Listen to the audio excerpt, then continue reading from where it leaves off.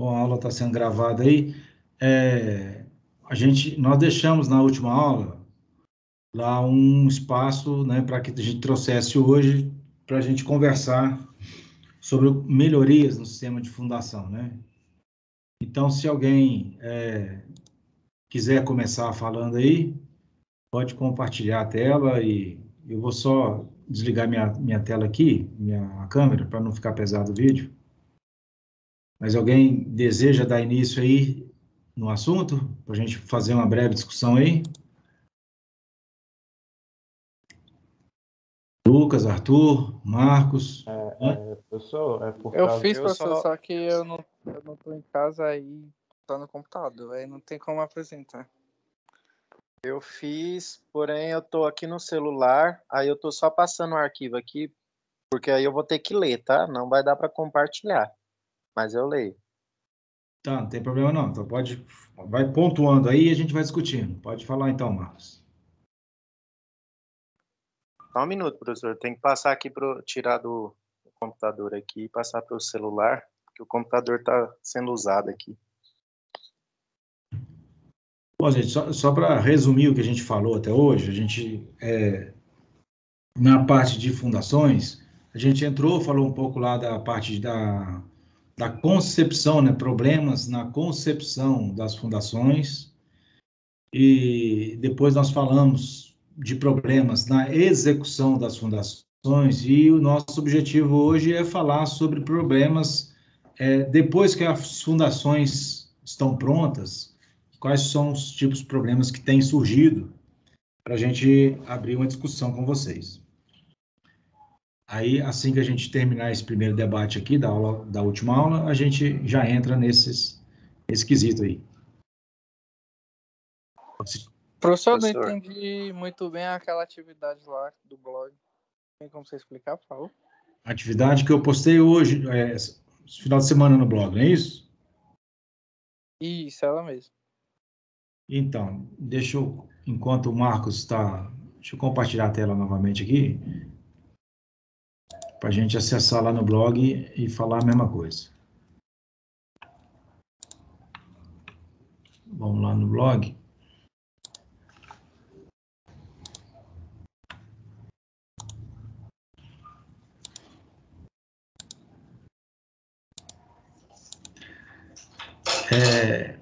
Essa atividade que nós colocamos aí, ela tem um vídeo para vocês assistirem, que está aqui. Vocês estão vendo a minha tela? Tá, né? Sim. Que corresponde a uma aula, né? A gente tem uma previsão aí de ter os 20 encontros, e em função desse feriado que teve na última aula, nós não, provavelmente, um dos encontros a gente não vai conseguir ter. Então, nós estamos fazendo uma substituição desse encontro por esse vídeo, que é uma aula, como se fosse a aula presencial, onde eu estou falando um pouco sobre introdução de química, só para a gente nivelar alguns aspectos da química, né? Que é o que a gente vai tratar, terminologias e como a gente vai focar, que a gente começar a falar um pouco em aspectos de química, né? Patologias em função de química, só para vocês já estarem um pouco nivelados no assunto. Então, é uma introdução à química, é o assunto que vocês já viram lá no ensino médio, não tem novidade, é uma parte, é uma introdução sobre a química inorgânica. Então, é o vídeo e tem o material também que dá aula, que está postado lá. Então, o conteúdo do vídeo também está incluído aqui nesse post. Então, aqui está o link do vídeo e aqui está o conteúdo, né, escrito, né, o PDF do que eu falei no vídeo aqui. Aí, em cima do vídeo, da aula do vídeo, em cima do material que eu postei para vocês, que está aqui, e em cima de uma pesquisa livre que vocês vão fazer, então, vocês vão, a partir da videoaula, material apresentado e pesquisa livre formulada, relacione, né, formular relação entre os elementos ácidos, bases, sais e óxidos e a construção civil. Então, na verdade, lá no vídeo vocês vão entender, né? Na química inorgânica, a gente separa lá nesses aspectos, né? Elementos ácidos, as bases, os sais e os óxidos. Então, aí vocês vão ler o material, assistir o vídeo e fazer uma pesquisa e tentar correlacionar esses materiais na construção civil, onde esses elementos, né, essas situações, né, o meio ácido, onde é que está o meio ácido, né, o que os sais traz, né, os óxidos, né, se existe algum benefício e malefício. É um estudo livre, né, então, e trazer quais os eventuais problemas ou benefícios de cada um deles. Então, nós temos aqui, ó, os ácidos, é bom ou é ruim dentro da construção? As bases, né, os sais e os óxidos. Então, aí sim, por exemplo, óxidos, né? O óxido de ferro é um ferrugem, né? Então, a oxidação do aço é fazer essa relação. O que são os óxidos? Então, eu já até dei uma dica aqui. Então, o óxido de ferro, que é o ferrugem, está dentro dos óxidos. Então, baseado no vídeo, baseado no material do vídeo que está postado, o PDF, para vocês acompanharem o vídeo, e uma pesquisa que vocês façam aí livremente, é só fazer a relação entre os sais, óxidos, bases, com relação na construção civil, onde é que a gente encontra esses elementos. Nada muito complexo. Deu para entender? Sim, deu sim, professor. Valeu. Tá. Então é isso. Marcos, já está pronto aí? Tá, já carregou aqui. Então, problemas comuns encontrados na execução de estaca escavada, uma das coisas que acontece é o equipamento com trados e bitola especificadas no projeto. Pode até parecer lógico, porém é comum a bitola do trado ser outro do tamanho obtido em projeto. Às vezes a empresa leva lá uma bitola que não tem nada a ver com o que o projetista colocou, né? O engenheiro colocou no projeto. Isso aí pode dar problema, né? A estaca pode sair com um diâmetro menor. Então, se sai com um diâmetro menor, ela vai receber uma carga que acaba sendo maior para ela. Então, ela pode não aguentar, né? E aí teria uma solução acompanhar, né? A maioria das questões que eu fiz é de acompanhar mesmo esse tipo de alguns erros que podem acontecer, entendeu? Então, Ia falar alguma coisa aí, professor? sim, vou pegar esse mesmo exemplo que você está dando aí. O que o Marcos está falando? Ele está falando, por exemplo, que a gente pontuou na aula na execução, você tem um projeto, por exemplo, uma obra onde tem vários diâmetros, não necessariamente um diâmetro só, você tem estaca de 60, estaca de 40, estaca de 30, e a pessoa às vezes está lá executando o contrato de 60, vai fazer os furos de 60, muda o trado para fazer as estacas de 30 e acaba, no lugar de fazer uma de 30, faz uma de 45. Estava no projeto 45, fez o diâmetro de 30. Então, ela já está lá alocada. Fisicamente, o espaço da de 45 era ali, e ele fez uma de 30. Então, você está subdimensionada, não é isso, Marcos, você está falando? Isso, exatamente isso. Então, isso é um problema gravíssimo. E o contrário pode acontecer também, você fazer um diâmetro maior, que não interessa, porque você está jogando dinheiro fora, né? E causando um desequilíbrio, às vezes, no núcleo central da obra, né? Você está causando um desequilíbrio ali. Isso, eu ia chegar nesse ponto, que é o caso de o cara faz a estaca com a bitola menor, acaba comprometendo a resistência da fundação lá, né? Isso. Depois, se ele faz uma contrado maior, vai gastar mais material do que deveria gastar. Então, acaba que isso prejudica bastante ali na execução. Uhum. Outro ponto também... Você vai passar para outro problema? Mas pode falar aí. Vamos esgotar esse, assim. Ver se faz sentido. Olha só, aí quando a gente faz a marcação, É só para ajudar vocês aí no quesito que você falou em acompanhar, né? Obviamente que precisa de acompanhar, mas o que que facilita o acompanhamento? Então, eu vou dar um exemplo aqui para vocês.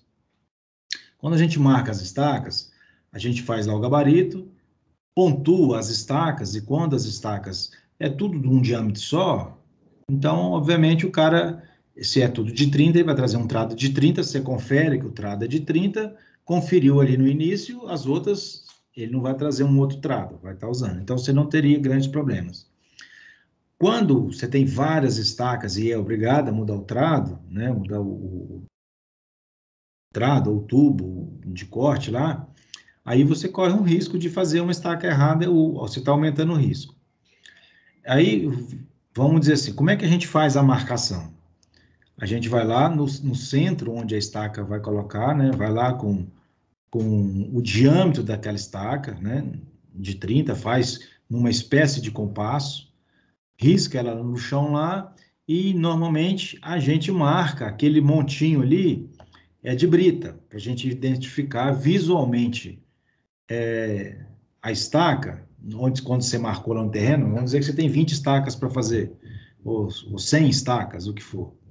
Então você vai marcar lá, tá todas marcadas com uma estaquinha, para o trado chegar no centro, coincidir o centro do trado com o centro da circunferência que você marcou no chão, mas só que visualmente, você se marcar na terra lá, só botar a estaquinha, você não consegue visualizar, não está escrito ali, né, qual que é aquela estaca.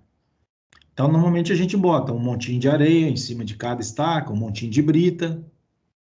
Então, aí, ó, um montinho de areia e um montinho de brita. Então, para diferenciar as estacas, por exemplo, a gente pode padronizar na obra assim, ó, as estacas de 40 eu vou botar um montinho de areia. A estaca de 30 eu vou montar um montinho de brita. Então, todo montinho de brita, eu já sei que aquele é uma estaca de 30.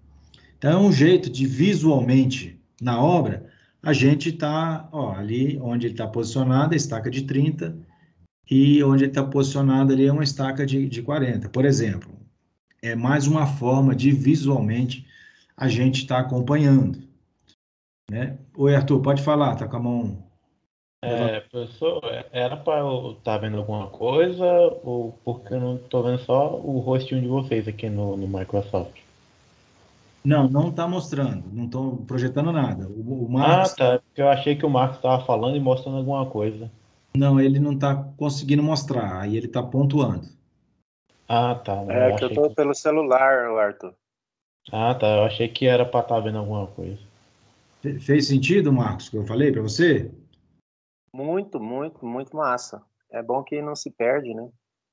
Além de você estar lá um mapinha, né, pintado de bolinhas coloridas, diferente, para quem está acompanhando saber exatamente, não precisar só ler no projeto lá, né?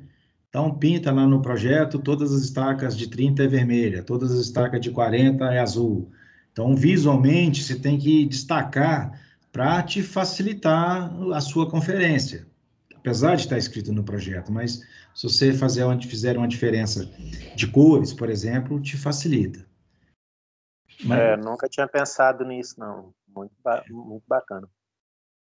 pode ir para o outro, Marcos. O outro é meio que dentro dessa conferência da bitola, né? Que é o comprimento. Às vezes você pede para fazer a estaca com uma certa profundidade, só que a máquina, né? A máquina que vai fazer lá, ela não tem o comprimento que você necessita e o cara faz ela mais curta do que deveria, né? Aí, como é que a gente faz para mitigar isso? Para não deixar isso acontecer? Teria que fazer o acompanhamento também com o responsável do equipamento, né, que vai ser usado. Peraí que apagou aqui.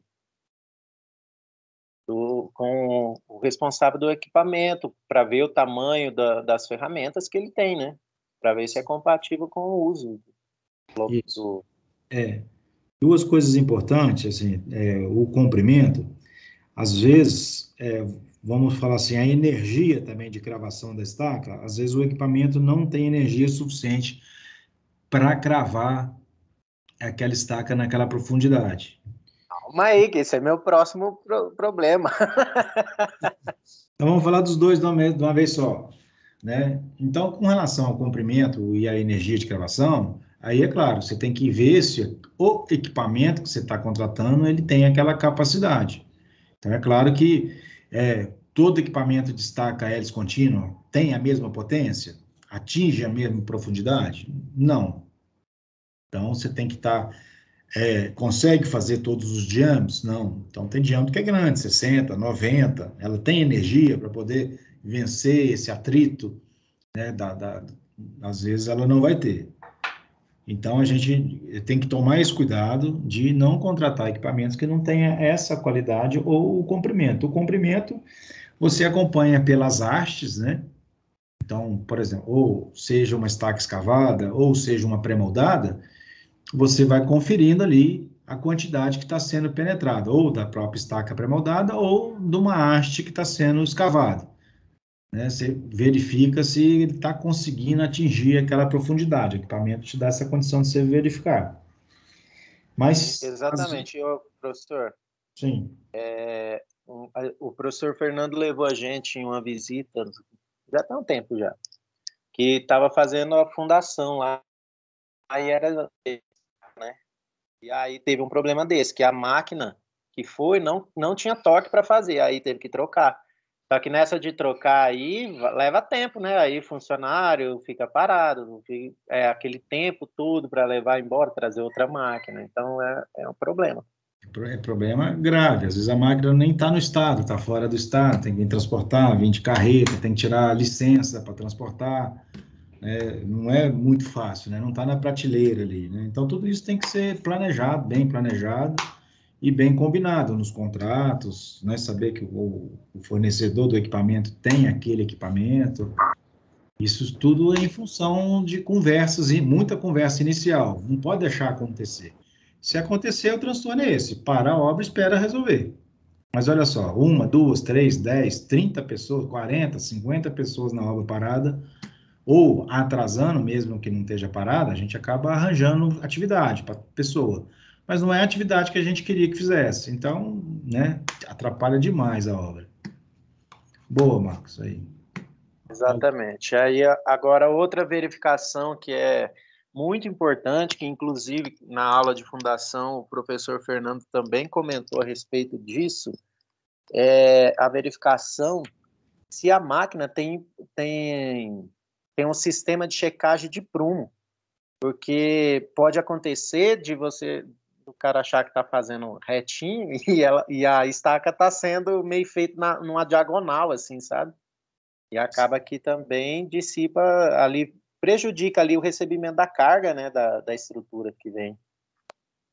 Via de regra, as cargas são verticais, mas não necessariamente. Às vezes você projeta estacas inclinadas mesmo, né? Mas aí foi o projeto que pediu a estaca inclinada, então por isso que é importante o equipamento, você tem condições de verificar qual que é a angulação que ele está fazendo. Isso é importante, porque às vezes é muito comum em fundações de pontes você ter algumas estacas inclinadas para fazer um apoio diferente. Eu já reparei isso mesmo. Algo mais aí, Marcos? Meu microfone estava desligado aqui. Tem a respeito de confirmar se a empreiteira possui pilão para compactar o fundo da estaca. Esse aqui, sinceramente, eu não sabia que tinha que ter esse pilão, não. No caso das estacas escavadas, né, acontece de você, por exemplo, as estacas onde o concretagem é sob pressão, esse problema é diminuído, você não tem esse problema. Mas quando a estaca é escavada, você está escavando, sempre sobra uma terra fofa lá no chão, né?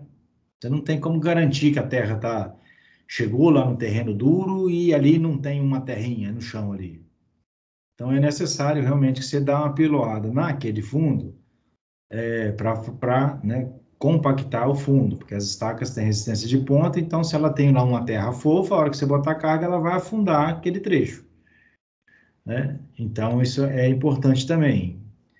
Aí, mas quando as estacas são concretadas sob pressão, por exemplo, estaca raiz contínua ou, por exemplo, uma estaca raiz, a gente não tem esse risco por conta da pressão que o próprio concreto faz, né? E na estaca tipo Frank também não tem esse problema, porque já é um apiloamento muito vigoroso, né? Já faz uma compactação muito vigorosa. Beleza, professor, era isso. Tá. Alguém mais aí? Participar da conversa? Vamos lá, gente. Professor, o que que é tremonha? A tremona deixa eu mostrar para vocês aqui. É um tubo para você fazer o concreto, tá? Deixa eu mostrar aqui. É tremona.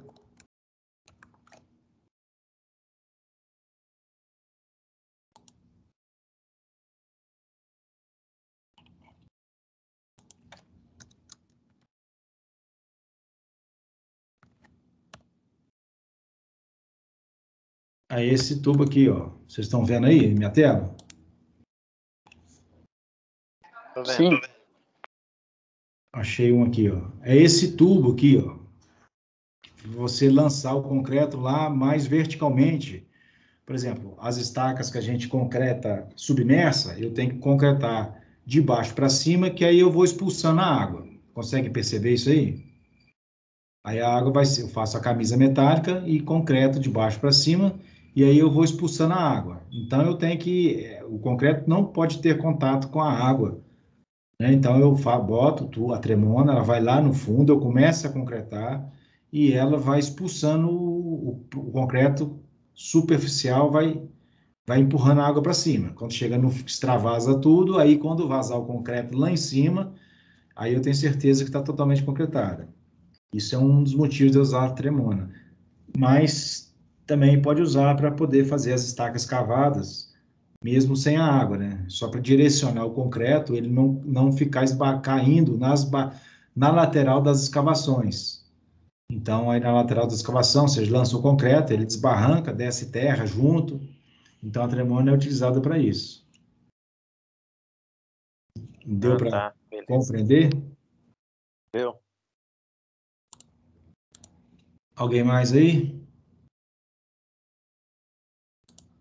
Vamos participar aí, pessoal, que é Todo importante. mundo já fez, já? Não, só o Marcos. Quem vai? Isso aí soma ponto, gente. É bom participar. E, na verdade, sim, é uma conversa que a gente precisa de ter, que aqui nós estamos lidando já com engenheiros, né? Vocês têm que perder a vergonha de falar e preguiça de fazer os trabalhos. Eu posso ir, pessoal. Vamos lá, Cristian. Vai lá, pode falar. Pode Vou compartilhar. compartilhar. Tá.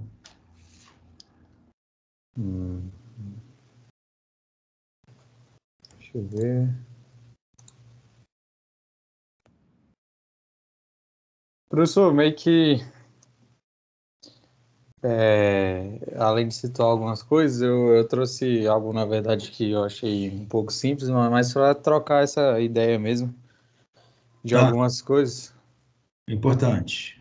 E aí, dessas melhorias de estacas, eu trouxe essa estaca pré-moldada, que eu vou falar um pouquinho dela aqui para relembrar, e até para quem não veio na última aula, que ela é classificada como fundação profunda, que são pré-moldadas ou pré-fabricadas, às vezes ela vem já de fábrica, ou ela pode ser feita em campo, no canteiro. E, ela serve para quando o terreno, ela é boa para quando o terreno, ela tem que atingir uma profundidade grande, mas que nesse começo de camada do solo não esteja tão dura, então ela precisa chegar mais até lá embaixo. Sim, E aqui, ó, para quem está vendo, é um exemplo de como ela é feita. Aqui tem um martelo. A torre ela tem que ser de 10 a 25 metros. porque geralmente esse é o tamanho relativo das estacas, que são 15 a 20 metros, 20 metros. E ela tem que ter essa plataforma para sustentar os cabos e um operador. Alguns problemas crônicos que a gente encontra, não crônicos que eu digo, não são todos, mas acontece. Em alguns casos, geralmente por má execução, é o rompimento por excesso de golpes, e entra aqui também no excesso de energia, que é quando o martelo está desregulado e ele não precisa fazer aquela quantidade, a tonelada dele, como na foto aqui, um martelo de 1 a 4 toneladas, às vezes tá um martelo de 3 toneladas, mas precisa só de 1,5, então isso pode prejudicar e fissurar na hora da cravação. Uma emenda mal feita. Eu achei muito interessante isso aqui, porque eu não sabia, quando o professor começou a explicar sobre esse tipo de estaca, que elas eram emendadas, né? Eu pensava que ela ia inteira, mesmo do começo ao fim, mas faz muito sentido ela não ser, porque seria mais fácil de trincar, de quebrar, e como ele mesmo disse, quando isso acontece, praticamente perdeu aquela estaca ali, a não ser que seja no mínimo 2 metros de profundidade, mais ou menos, que ela foi cravada. E também tem a falsa nega, que é quando ela chega num matacão, que seja, e você não percebe, e acha que, na verdade, ela chegou no ponto ideal, mas não chegou. E dá um probleminha. Melhorias. Eu botei a melhorias em ponto de interrogação, porque, na verdade, eu não fui tão a fundo na pesquisa, porque eu queria conversar isso com o senhor, na verdade. Sim. Os golpes, eu pensei comigo mesmo, não pesquisando. No caso das estacas cravadas, eu falei aqui em alguns dos problemas que era o excesso de golpes, ou golpes muito mais, com a potência maior do que deveria. E no caso da nega, eu queria ver com o senhor a possibilidade de prever essa falsa nega utilizando os golpes mesmo, propriamente ditos. No caso de chegar numa certa... Porque como ela é cravada, quando o solo no começo é mais ou menos mole, como o silt ou a argila, então é feito uma sondagem ali para saber disso, para escolher esse tipo de fundação. Mas não tem como saber direito onde estão os matacões. Então, golpes alternados. Eu queria saber do senhor se é possível, ao invés tipo que é determinado de dar golpes com martelo de 2 toneladas. Quando chega a determinado ponto que eu posso diminuir esse peso para ir devagar e evitar até chegar no matacão com essa quantidade de golpes fortes, diminuir para evitar que trinque ou rache. Então vamos lá. Quando a gente está fazendo uma estaca escavada, não apremodada, aí quando você chega num matacão, bom, primeiro parâmetro, vamos dar um passo para trás. Primeiro eu tenho que ter o parâmetro da sondagem, que vai me definir, vai ajudar o projetista a definir qual que é a camada resistente do terreno. Então, vamos supor que ele definiu lá que é 18 metros. Eu vou ter que fazer uma estaca de 18 metros para atingir uma camada resistente.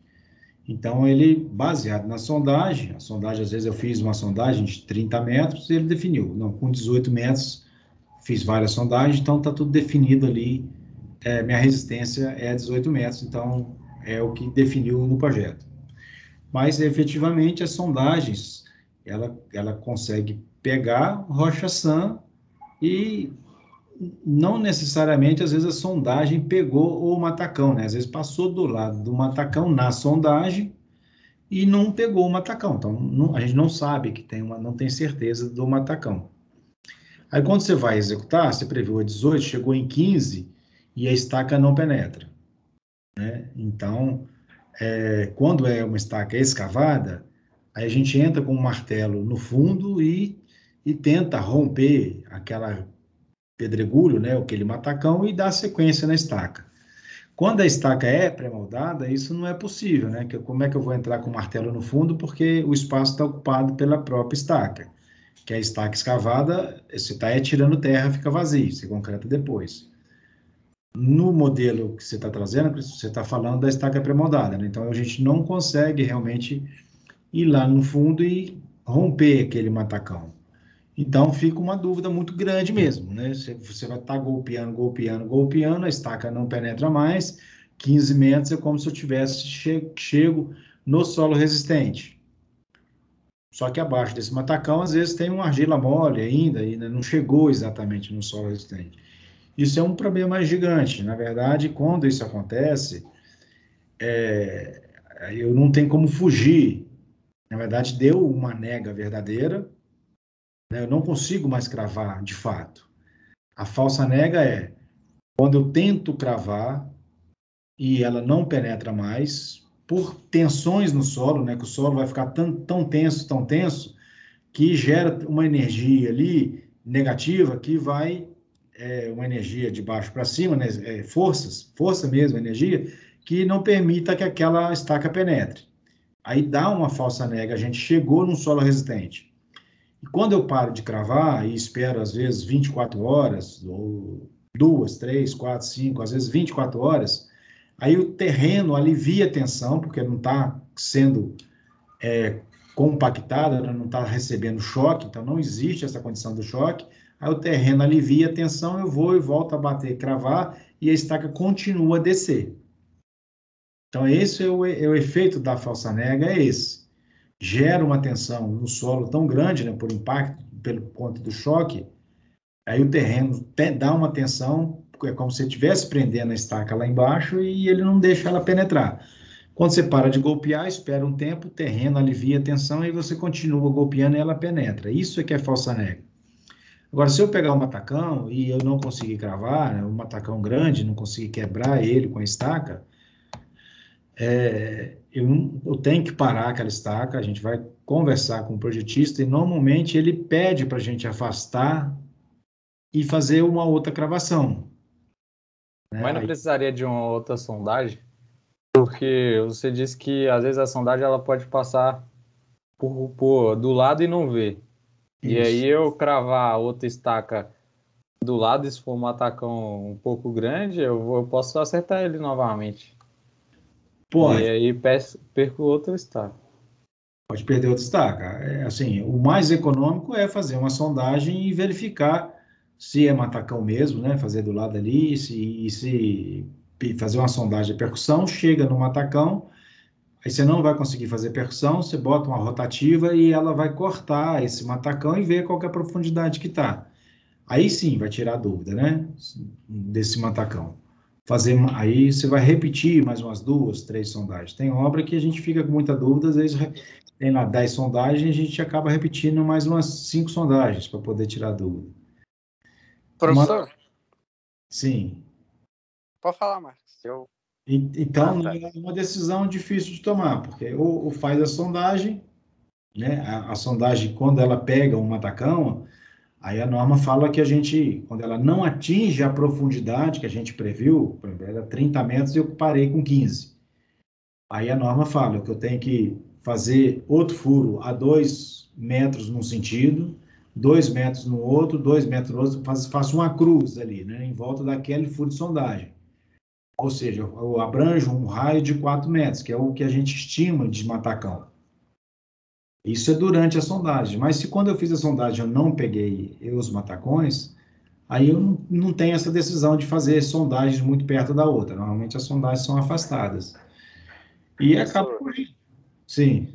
E quando, tipo assim, o matacão lá não tem como ele sair dali, né? Ele tá lá, ele tem 4 metros e não dá para sair. Ou mais, vamos colocar aí 6 metros. Aham. E a fundação, o bloco seria, tipo, teria estaca e aquele bloco que vai receber a estrutura do prédio, Sim. né? E aí não tem como fazer ali. Aí tem que falar com o projetista lá da estrutura para ver se ele muda aquele bloco de local, não é? Pelo menos 6 metros, né? Porque aí fugiu muito, né? O bloco, não, É, vamos raciocinar aqui, ó. Quem que manda o projeto mandatório da obra? Qual que é o projeto mandatório da obra? Aí é Maior importância da obra. o arquitetônico, né? É o projeto arquitetônico. Então, se a arquitetura não permite que eu mude aquele pilar de lugar, aquele bloco de lugar, eu tenho que dar uma solução para que ele fique naquele local. Aí a solução, num caso desse, via de regra, a gente muda de estaca pré-moldada para uma estaca escavada. Aí eu boto uma rotativa, furo aquele matacão e vou buscar um terreno resistente abaixo dele. Eu passo pelo matacão. era essa a dúvida, que tipo assim, vai que não dava pro cara mudar, ele fala, tipo, cara, não tem como eu mudar esse bloco 6 metros aqui não, vai ter que ser aí mesmo. Aí o que que eu ia ter que fazer? Se a estaca rotativa, escavada aí, escavada não, né? Hélice contínua conseguiria furar esse matacão, entendeu? Uma hélice contínua, às vezes a estaca raiz, você vai escava, bota um martelete na ponta, aí o martelete vai vazar aquele matacão. Se na sondagem já tem previsão de matacão, dificilmente a gente vai optar por uma estaca pré-moldada. A gente vai para uma estaca escavada que tenha condições de fazer esse furo, né? Ela escava o terreno, chega no matacão, você entra com o martelo de fundo e o martelo vai quebrar aquela estaca e vai chegar onde seja preciso. Outra dúvida minha a respeito da estaca pré-moldada vamos supor, o cara começa a bater lá, entrou 15 metros, né? E Sim. aí deu algum problema, a bicha rompeu, sei lá, alguma coisa, igual o caso que o Christopher estava falando aí, o martelo estava com força demais e rompeu ela. E tem que tirar. Como que eles fazem para outra? Depois que tira, já fica aquele buraco, né? Que, Não tira. querendo ou não, vai deixar uma folga para a próxima Mas estaca. no caso, não É Como muito- resolver? Não tira, não. Não É tira. muito difícil de tirar, não tem como tirar. O que normalmente a gente faz? Aí a gente vai escavar, vai quebrar aquela estaca até abaixo do nível do bloco, para que ela não tenha. A gente vai abandonar aquela estaca, né? Porque você não tem mais segurança naquela estaca. Então você vai abandonar. Se você vai abandonar, ela não pode estar incorporada ao seu bloco, concorda? Concorda? Sim, aí ela já sai daquele Aí, isso. do local, né? Então, aí você acompanha o raciocínio. Aí aquela estaca. Então, o que que eu vou ter que fazer para compensar uma estaca? Vamos dizer que era um bloco de 4 estacas. Uma das estacas quebrou. Então, mas aí eu tenho que fazer mais outras estacas para garantir que o centro de gravidade do pilar, que é no centro, né, o centro de carga do pilar, coincida com o centro de gravidade do bloco. Então, às vezes eu vou fazer 2 estacas do lado da que eu perdi e talvez mais umas 2 do outro lado para poder fazer que a geometria do bloco volte o centro de gravidade do bloco para o centro de gravidade da carga. Entendeu? Tem que Rapaz, é mais prejuízo ainda. Você vai usar 4 estacas. É, Isso assim, sim. 4 pontos de escada. Vamos supor que a estaca tenha 60 metros. Se Rapaz do céu. você perdeu uma, é sempre assim. A regra é se coincidir o centro de gravidade do bloco com o centro de gravidade do pilar. Você garantir que a distribuição de cargas vai ser. Mas aí, assim, o Fernando, ele vai orientar melhor vocês com relação a isso, porque ele é que é o especialista. Mas faz sentido para vocês que eu tenho que coincidir o centro de gravidade da minha estaca, do meu pilar, que é onde que desce a minha carga, com o meu centro de gravidade do meu bloco? Né? Então, é isso que eu tenho que fazer. Então, aí, qual que é a solução? Aí, cada caso é um caso. Às vezes, realmente, uma estaca... sempre o pior para a gente é quando é uma estaca, um bloco de estaca única. Né? Se eu perdi aquele bloco de estaca única, que acontece, é raro, mas às vezes muro, por exemplo, é assim que a gente faz, né? Uma estaca embaixo ou uma carga muito pequena, a gente não bota 2 estacas, bota uma só. Mas é um risco botar uma estaca só, porque se tiver uma excentricidade, ela não absorve. Então, se eu tenho um bloco, tenho uma estaca, eu perco aquele bloco daquela estaca, às vezes eu tenho que executar, perco aquela e executo mais 3 para poder compensar. Porque eu tenho que fazer coincidência do centro de gravidade. Certo? Aí, o Christopher, aí a gente falou um pouco sobre a nega, a falsa nega. Aí você estava com outras dúvidas aí. Fala aí para nós. Então, eu estava pensando nessa parte do prumo da máquina em relação aos golpes. Só que o Marcos, na verdade, tinha falado que a máquina já tinha que ter como se fosse automático para ver o prumo.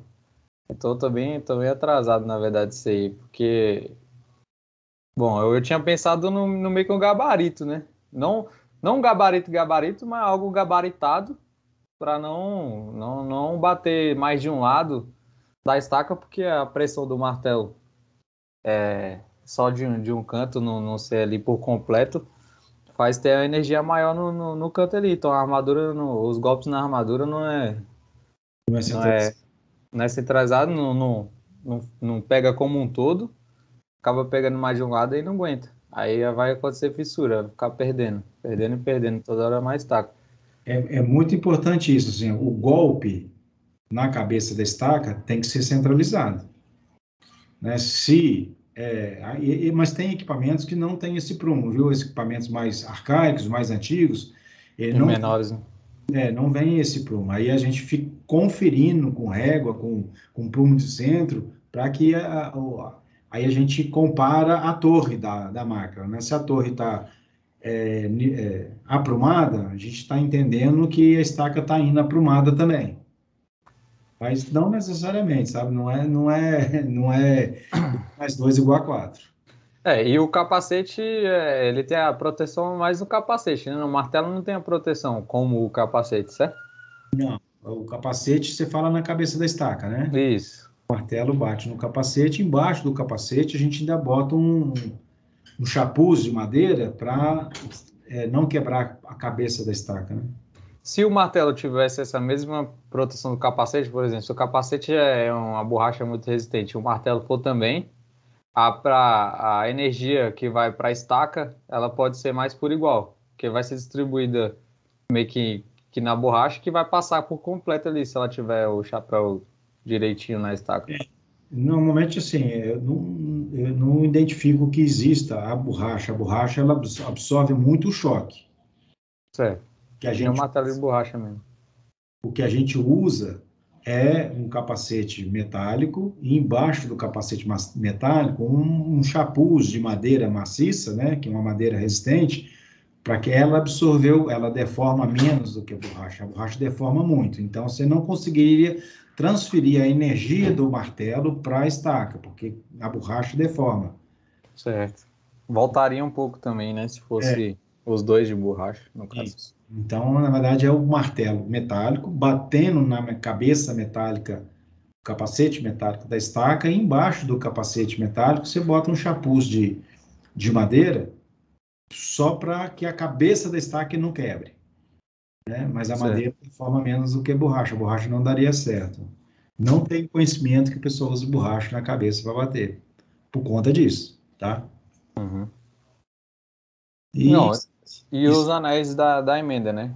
é, Eu não lembro, se eu puder me lembrar, quanto mais ou menos tipo, por um terreno que eu preciso chegar 25 metros para baixo, quantas emendas geralmente eu deveria ter? 4 ou 3 emendas? então, uma estaca pré-moldada, elas normalmente são feitas no tamanho do caminhão que transporta, que consegue transportar, né? Uhum. Vamos dizer, elas variam em torno de 10 a 12 metros. Então, aí só é o total de estacas que você vai ter, né? Então, vamos supor que 12 metros mais 12 já dá 24. Então, uma emenda só, né? Se você vai a 30, mais uma emenda. Então, você teria 12 emendas, né? Certo. E a emenda é a soldagem da ferragem e depois vem mais um anel Isso. metálico por fora. Esse anel é só esse aqui, no caso, como mostra na imagem, né? Acho que se fosse maior, Se ele pegasse mais, eu acho que ele daria maior resistência aqui na solda de ferro por ferro. Essas estacas, elas são armadas? São armadas. Ela tem vários De motivos. ponta a ponta? No caso das pré-moldadas, são, até por conta de que você precisa transportá-las, né? Então, você tem que transportar uma estaca pré-moldada, se ela não tiver... Imagina ela sendo fabricada lá no pré-moldados, né? Ela é feita deitada, aí você tem que pegar um guindaste e levantar ela para transportar, para curar e depois para transportar. Se ela não tem armação, ela não consegue fazer nem esse movimento, né? Nas estacas escavadas, não. Normalmente as estacas escavadas a gente arma 3 metros só, de cima para baixo. Arma os primeiros metros, mas as estacas pré-moldadas, via de regra, elas são totalmente armadas. Por questões construtivas, questões de transporte, e até porque por conta do jeito de fazer, né? Ela é cravada, ela não é escavada, né? Ela que vai ter que empurrar tudo dali para dentro, né? Ela está expulsando a terra, né? Comprimindo a terra.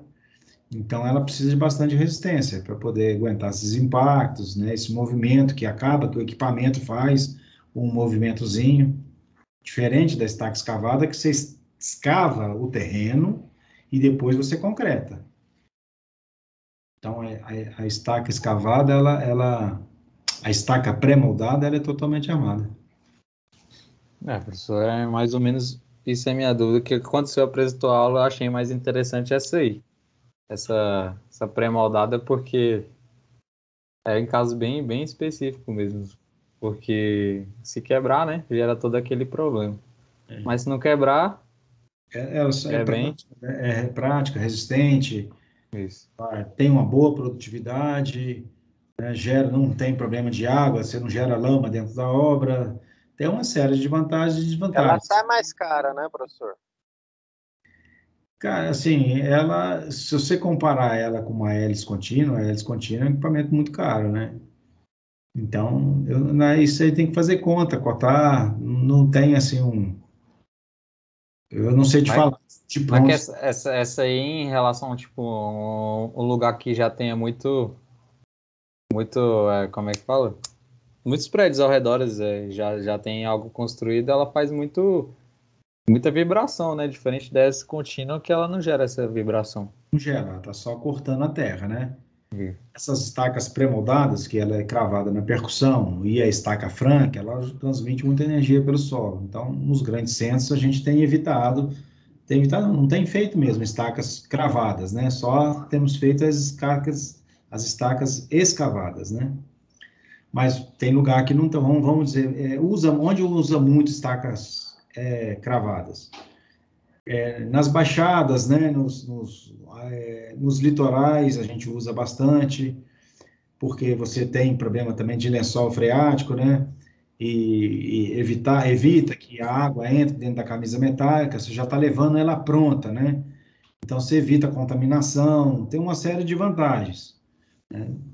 Mas tem a desvantagem do transporte, organização do canteiro, você tem que organizar, você tem que estocar, é uma logística diferente. Cada tipo de estaca tem uma logística diferente. Professor, também depende muito da região, né? Porque, tipo, se não tiver uma empresa de estaca pré-moldada perto, né? Aí fica inviável também, né? Fazer o transporte. Fica. Depende do solo também, né? Solo, por exemplo, se for solo muito pedregulho, muito matacão, as estacas cravadas já são mais difíceis de ser usadas. A gente opta pelas escavadas. Em solo arenoso, é possível fazer? É mais fácil? Essa imagem aí, se vocês observarem do colega aí, ela é solo arenoso. Pode observar aí. Pelo menos. Ela é mais fácil cravação também no solo arenoso, né? É uma areia. Parece que essa obra é um litoral, pela tipologia dos prédios que estou vendo aí. Então, parece que é litoral. Mas bacana, joia aí. É só isso, professor. O Christian, boa. Quem na sequência aí?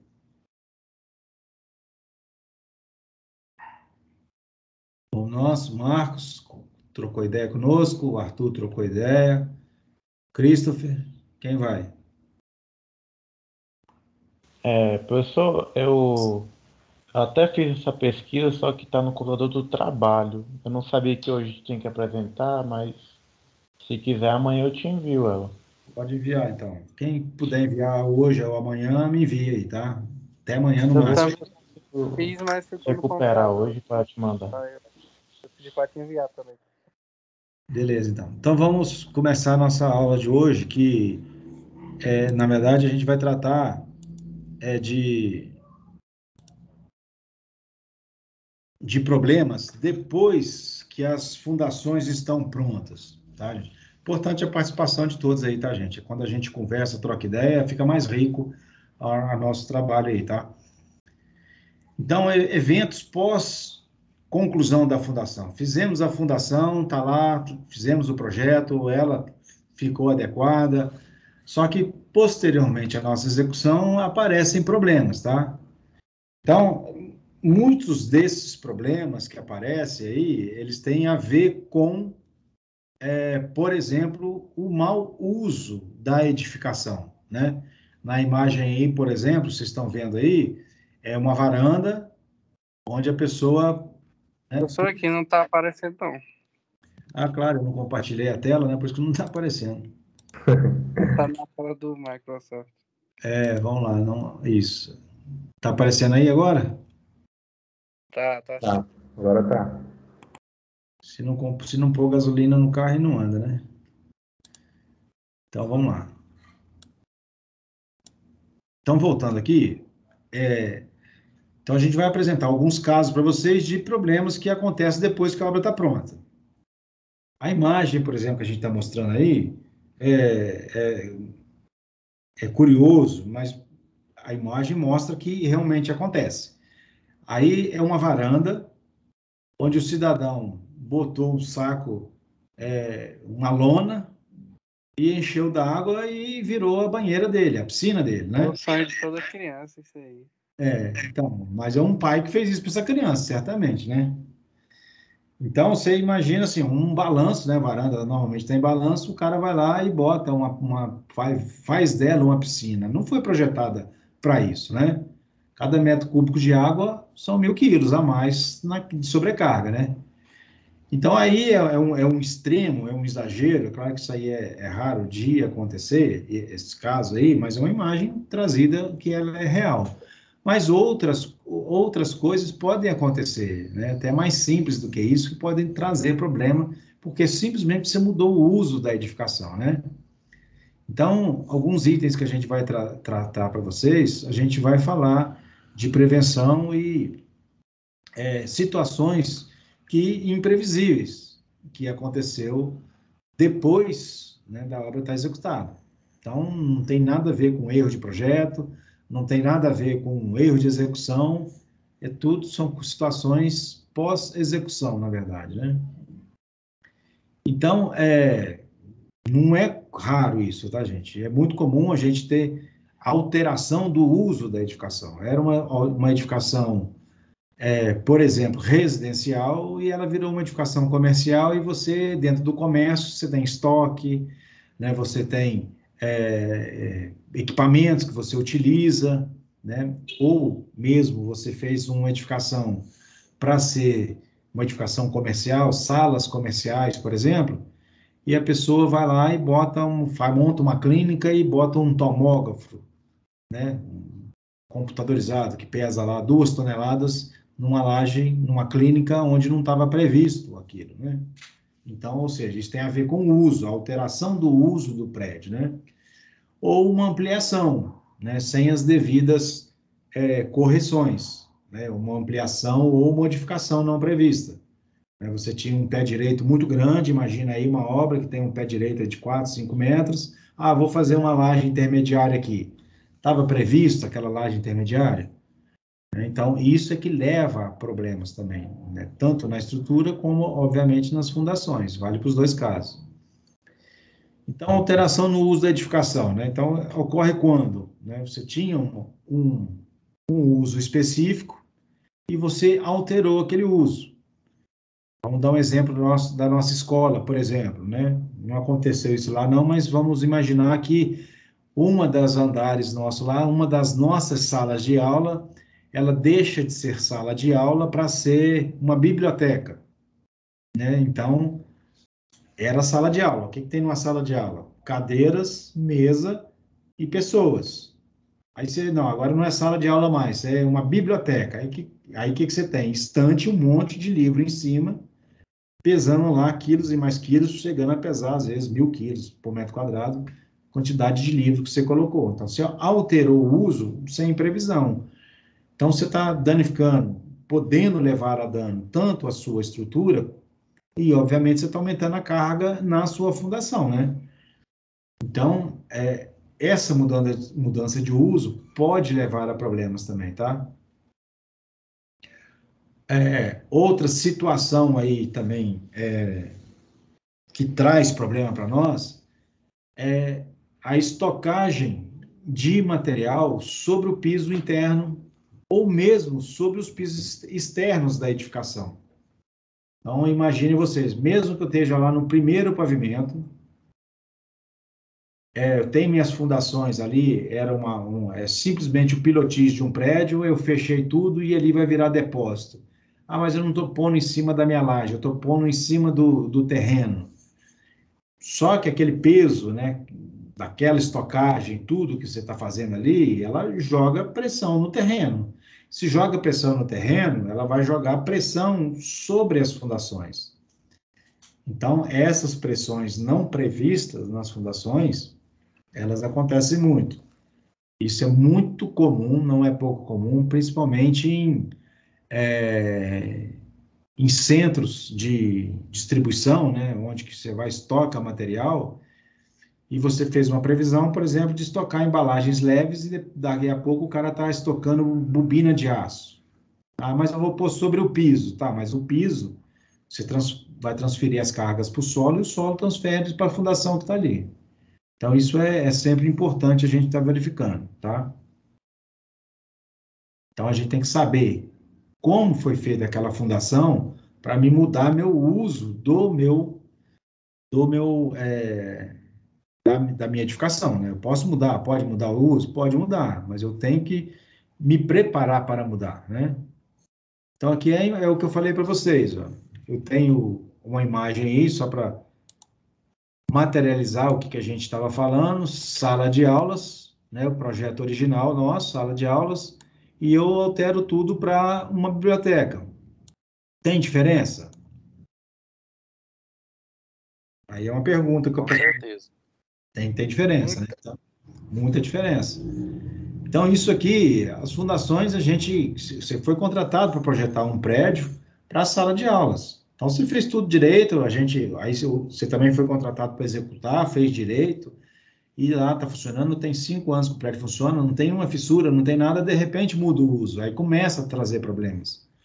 Então, Professor, sim, isso acontece muito, né? Quando tem esse lugar, aluguel o pessoal aluga para sala de escritório e às vezes tem alguma outra destinação, né?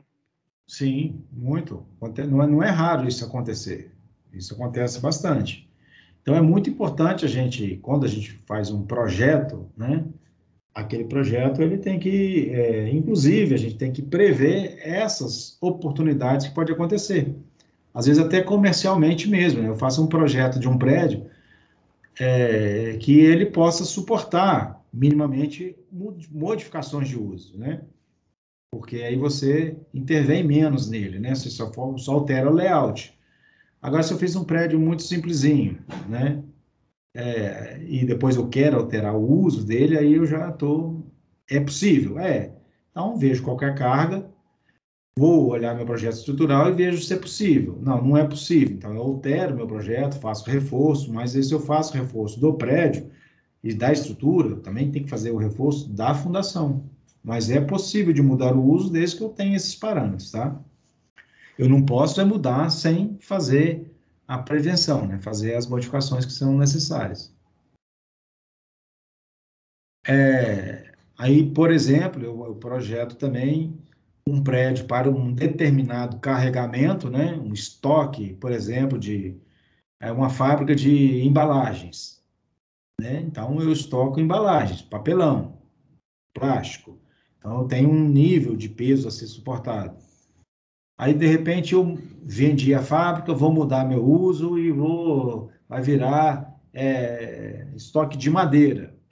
Então, vai pesar mais? Pesa. Então, eu tenho que verificar minha estrutura e minha fundação. Então, esses efeitos são danosos, tanto para a estrutura quanto para a fundação. Tem que ter essa compreensão e fazer a intervenção necessária, né? Às vezes, não mudei o uso do prédio. O uso continua sendo estocar. É um prédio de depósito. Mas se eu projetei ele para 10 kN por metro quadrado e, de repente, eu estou estocando 40 kN por metro quadrado, obviamente, eu estou mudando a condição de projeto dele, né? Não mudei o uso, mas mudei a condição de projeto. Aqui é um exemplo prático. É uma doca de um pátio de shopping, onde ele estava fazendo modificação da sua cobertura, né? Então, trouxe a cobertura ia ser de telhas zipadas, então trouxe as bobinas metálicas na quantidade total que precisava mudar o telhado e estocou do lado da fundação, né? E isso você tem que saber se vai causar o dano, porque para onde que vai o peso? Vai para o terreno. E o terreno vai dissipar essa energia toda, esse peso todo para onde? Para tudo que estiver abaixo dele. Se a fundação está aqui abaixo, eu estou do lado do pilar, então certamente minha fundação está sendo sobrecarregada. Então, é muito comum acontecer em docas de shopping center, né, onde o pessoal estoca material, docas de supermercado, docas de centro de distribuição de material. Isso é comum de acontecer. Mas um projeto pode prever essa situação. Então, o meu projeto já vai prever uma sobrecarga interna para modificação do uso e uma sobrecarga externa, por exemplo, que é um pátio de descarga de material. Então, esse peso dessa bobina vai para o chão, mas ele interfere nesse pilar que está aqui. Não no pilar, mas na fundação que está recebendo a carga do pilar. Então, você está botando mais carga não prevista, né? Então, conseguiram visualizar aqui a gravidade desse problema aqui? Sim, sim. Ampliações e modificações do prédio, né, no projeto original. A gente já falei isso aqui. A situação acaba causando variação de carregamento das fundações. Então, eu estou alterando o meu prédio e essa alteração de uso, né, eu acabo implicando lá nas fundações. Isso também é comum. Por exemplo, em pé direito de lojas de shopping, por exemplo, normalmente o pé direito é alto, o cara compra a loja e vou fazer um mezanino aqui. Via de regra, a gente já prevê isso no projeto, mas a gente tem que ter certeza que isso é possível de fazer, né? Questões de área, né? Às vezes o projeto, o prédio a nível de aprovação, aí é feito como não se tivesse um pavimento, né? Mas se fez a previsão daquele pavimento e depois que aprova e tira o habites, acaba que as lojas vão lá e faz o mezanino. Mas às vezes já está previsto. Quando não está previsto o mezanino, né, a construção, a ampliação, aí você está trazendo um problema para a sua edificação, né? Essa situação nova é uma distribuição nova de cargas, tanto na estrutura e, obviamente, na estrutura, também nas fundações. Isso aí pode trazer vários problemas, fissuras, né, recalques. A gente não pode brincar com isso. Então, um exemplo aqui, só para materializar o que a gente está falando, é isso aqui. Você tem um prédio, o pé direito é muito alto, e eu faço uma laje intermediária aqui. Então, se eu estou fazendo uma laje intermediária, significa que eu estou botando pelo menos mais um pavimento de carga no prédio, né? E ela vai para onde? Vai para a estrutura. E a estrutura vai para onde? Vai para a fundação. Está previsto esse mezanino? Tá, então não tem problema. Não está previsto, então eu tenho problema. Então, mas isso é uma situação muito comum. Em casas, né, que tem pé direito alto, nos edifícios comerciais, muito.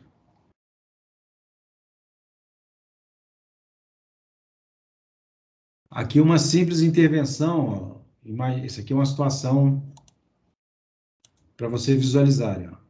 Imagine aqui, ó, uma fundação sobre radier, uma fundação contínua. O que significa isso? Significa que as cargas estão distribuídas igualmente aqui nessa fundação. Originalmente, imagine que aqui era uma parede fechada. Então, a reforma desse prédio fez, não, vou tirar essa parede? Vou. E como é que eu faço para poder segurar o que está em cima da parede? Não, então a gente mete uma viga metálica aqui e distribui num pilar, cria um pilar, distribui na fundação. A nível de estrutura está ok? Está ok. Mas a nível de fundação está ok? Não está, porque antes eu tinha previsto uma distribuição igual. E agora eu estou concentrando a carga em 2 pontos. Conseguiram visualizar o que eu falei? Sim, acaba que ficou a carga pontual, né, professor? Ficou com carga pontual. Mas aí se for a carga pontual, pelo que eu estou vendo aí, elas estão numa distância igual, né, uma da outra. Não, teria problema mesmo assim? Não, vamos ao raciocínio é o seguinte, ó.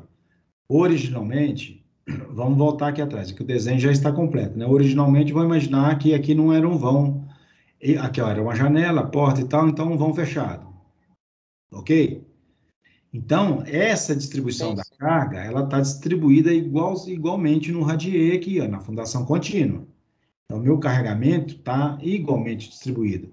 Então, tensão é força sobre área. Se eu tenho uma área grande, né, a minha tensão ela está distribuída igualmente ao longo desse radier todo. Aí, qual que é a modificação que eu fiz? Tirei toda a parede. Aí, o que segurou a parede? Eu meti uma viga lá em cima, ok, beleza. E a viga vai distribuir para onde? Eu tenho que fazer um pilar para ela descer a carga. Então, eu estou descendo pontualmente aqui. Então, imagina que agora aqui vamos fazer uma... Eu não consigo escrever aqui, que eu não tenho os elementos de escrever aqui, mas vamos lá. Imagina aqui, ó, agora eu tenho uma... Vou tentar aqui, ó.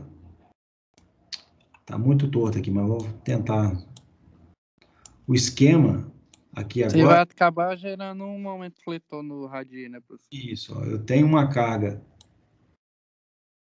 aqui, né, na ponta, e tenho uma carga na outra ponta. Não é isso? Vamos exagerar aqui. O que vai acontecer? Se eu tenho uma carga aqui, esse tende a descer. Se esse tende a descer, o meio tende a subir. Não é isso? Então, eu estou causando um problema aqui. Conseguiram visualizar? Que aqui Sim. Então, todo radier ele tem que ter a carga superior também, tem que ser contínua, assim. Não, eu posso projetar. Se eu já projetei o radier para receber essa carga pontual, é uma coisa. Mas se eu não projetei ele para receber essa carga pontual, projetei para realmente distribuir, quando eu alterei a condição dele, as minhas armações aqui, elas não estão adequadas para esse uso, né? Entendi.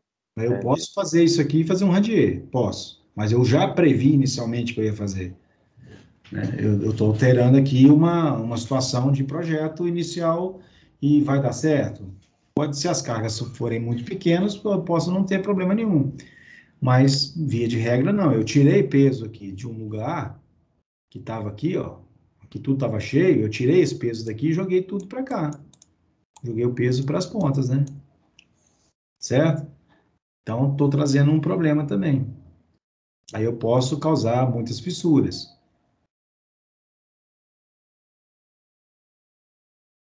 Então, agora um outro problema é movimento da massa do solo. Então, agora o problema é, o solo é que se movimentou, o que acontece com a minha fundação? Né? Então, isso é comum, principalmente quando eu tenho grandes escavações do lado de obras já executadas. Então, eu tenho uma obra executada e faço uma grande escavação do lado, alivio demais as tensões daquele solo ali onde eu escavei e o solo lateral passa a fazer peso naquele buraco gigante que eu abri. Se eu não fiz as contenções, eu corro o risco das laterais da minha escavação se movimentar. E eu tenho fundações vizinhas que eu posso estar trazendo junto, né? Então, o deslocamento do solo pode ser causado por vários motivos, tá? Escavações, que é o que eu falei agora. Faço uma grande escavação, aí eu alivio a tensão do solo com aquela escavação, aí o solo lateral faz peso e acaba fazendo a cunha, né? Ele rompe por cisalhamento. Explosões, né? Também eu posso deslocar um maciço de terra. Rebaixamento do lençol freático, né? Faz o rebaixamento do lençol, altera a umidade do terreno, né? Eu tiro a água que estava aliviando pressão, aí o solo passa a fazer peso. Tráfego pesado também, demolições, cravações de estaca, né? Eu também faço essa condição de movimentar o solo. Compactações vibratórias do solo, né? Eu posso a gente até comentou em alguma sala, eu acho que foi até você, Marcos, que falou que as ruas do Vicente Pires ali estavam tremendo tudo por conta Foi. né? Então, a compactação vibratória do solo também movimenta o maciço, né? Ele provoca ondas, ele pode deslocar o maciço terroso. Então, vamos imaginar aqui, ó, eu tenho um prédio de 17 pavimentos, né? E eu construo, né, lateralmente aqui, ó, pode acontecer as duas situações. Vamos imaginar que esse prédio pequeno foi construído primeiro. E eu construo um prédio lateral a ele e não faço a junta de dilatação, ele não tem a solidarização, não é aberto, né? Ele está encostado. Um tem apoio de estaca em fundação direta e o outro são estacas, para aguentar a altura do peso, a altura do prédio e o peso próprio dele, foi feito estacas. Então, obviamente, esse conjunto trabalha diferente. Então, jamais eu poderia estar encostado esse prédio mais baixo no prédio mais alto. O comportamento Professor, Sim. esse afastamento de um para o outro depende de quê? Da altura do prédio? Como é que é? Ele depende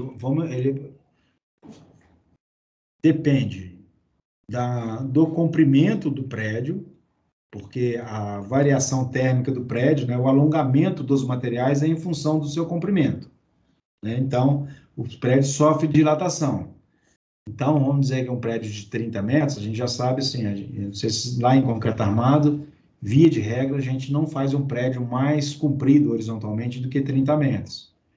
Pode até fazer, vai lá 45 metros, mas aí faz uma proteção, aí a variação térmica faz que os materiais se alonguem, né? Então, é em função do comprimento. Se ele vai se alongar e ele está confinado aqui, ele vai fazer uma pressão nesse prédio, né? Isso é uma situação. Agora, outra situação. Imagina que este prédio mais baixo, encostado no prédio mais alto, ele recalque, né? Ou, ao contrário, o grande vai recalcar em função do seu peso, ele está aderido ao outro e ele recalca aí 2 centímetros que seja. Se ele recalcar 2 centímetros, ele traz o outro prédio que está colado com ele, né? Vai trazer junto. Tudo que tiver aderido vai vir junto. Então, esse afastamento aqui, o mínimo que a gente usa são 2 centímetros, né? Que é o comum, né? Mas é muito em função, se eu tiver um prédio muito comprido, ele tem um alongamento maior, se eu tenho um prédio muito alto, as deformações, é um outro problema aqui também, um prédio muito alto, muito esbelto, ele não é rígido, não é totalmente rígido, ele movimenta lá em cima, em função do vento, e esse movimento lá em cima, é claro que à medida que você vai descendo, essa amplitude angular, ela é menor, mas ele vai forçar esse ponto aqui. Imagina esse prédio balançando aqui, para um lado, para o outro, em função do vento, né? E ele está preso aqui, ó. Esse prédio mais baixo está limitando esse movimento. Tá? É um ponto de tensão aqui. Então, essa junta de dilatação aqui ajuda, ou seja, via de regra, eu não posso ter essa situação aqui. Posso ter? Aqui no meu apartamento, É exatamente igual esse prédio aí, ó. Aqui é 19 andares. Sim, e tem as Acho que garagens, e né? tem, não, e tem uns gardens, né? O meu apartamento é um garden. Imagina essa parte aí, sendo o Ah, meu apartamento. Aí quando eu fiz, que antes era um jardim, né? aham, O meu apartamento ele fica no térreo. sei. Aí essa parte que seria junto aí era um jardim. Aí falaram que poderia fazer laje e aumentar o apartamento garden. Aí a gente fez a laje e aumentou. Aí eu fiz a junta de dilatação, porque o prédio é muito maior do que minha laje, né? Aham. A altura da minha laje. Mesmo com a junta de dilatação, não aqui na minha cozinha aqui, mas lá no quarto ainda trincou ainda, mesmo com a junta. Então é um cuidado especial e, obviamente, assim, o seu prédio certamente não é, as fundações não são dispares, assim, né? Ela deve ter fundações equivalentes, deve ser tudo fundação direta, ou é tudo fundação direta ou tudo fundação profunda, não deve ser essa mesma situação nossa aqui, entendeu? Então, é problema. Esse sempre é um ponto aqui. Isso aqui é comum, num edifício, é comum eu ter minhas garagens dessa maneira. Mas normalmente a gente tem uma junta de dilatação, a gente faz um console, apoia essas lajes no console, separa o embasamento da torre, né, que é o mais comum da gente fazer. Então, uma situação que causa problema nas fundações aí, né? Alteração de uso do terreno vizinho, né, que é o que a gente está falando aqui, nós estamos falando de dois prédios diferentes, diferente do seu, que é um prédio só, um endereço só, vamos falar, né? Então, alteração de uso do terreno vizinho. Aí, uma outra situação de uso do terreno vizinho é você ter uma fundação com as tensões diretas no solo que sobrepõem as tensões do solo vizinho. Então, o que está acontecendo aqui nessa imagem? Vou mostrar para vocês. Está acontecendo que o solo, aqui neste ponto do cruzamento, aqui é o bulbo de pressão, né? Que vocês viram aí em fundação. Então, eu tenho a distribuição de cargas, as minhas fundações estão distribuindo no meu solo as tensões. Tem mais ou menos esse formato.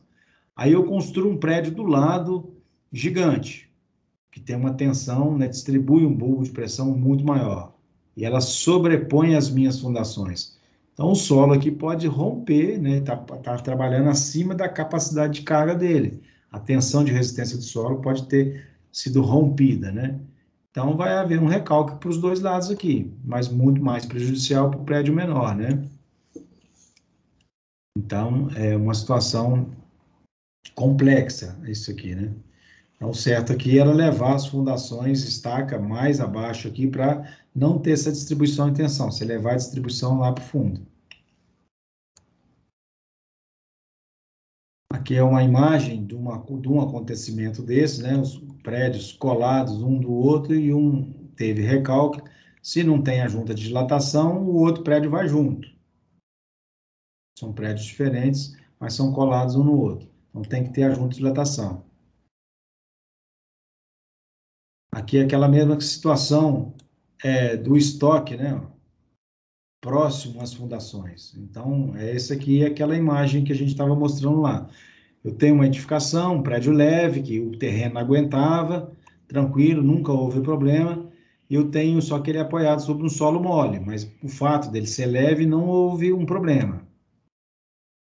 Aí a gente vem e faz um estoque de bobinas metálicas do lado dele, faço uma pressão no solo, eu vou comprimir o solo mole. O solo mole ele é incompressível, ele vai se deformar e aí eu vou ter problema no meu prédio. Aliás, ele é compressível, né? Ele vai se deformar, aí eu vou ter um problema no meu prédio. Outro problema, por exemplo, também eu tenho um prédio existente, um prédio pode ser leve, mas eu decidi levar minhas estacas até num solo resistente, tudo ok, funcionou, 10 anos funcionando. Aí um dia eu mudei o uso desse prédio e passei a estocar as bobinas aqui do lado. A bobina faz o peso, né, em cima do solo mole, normalmente, que é um solo saturado. Estou fazendo o peso, esse peso, o solo vai se deformar, deforma para a direita, deforma para a esquerda, e na esquerda eu tenho uma estaca. Tá vendo aí? Então, eu vou fazer essa estaca trabalhar na flexão e ela foi dimensionada para trabalhar somente a compressão. Às vezes, ela nem está totalmente armada.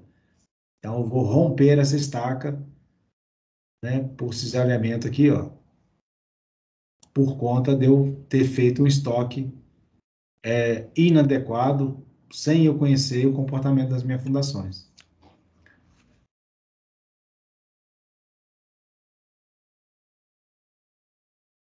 Então, execução de grandes escavações. Existe uma norma, a ABNT 9061, já falei dela para vocês, que fala sobre escavações a céu aberto. Então, todos os cuidados que a gente tem que ter.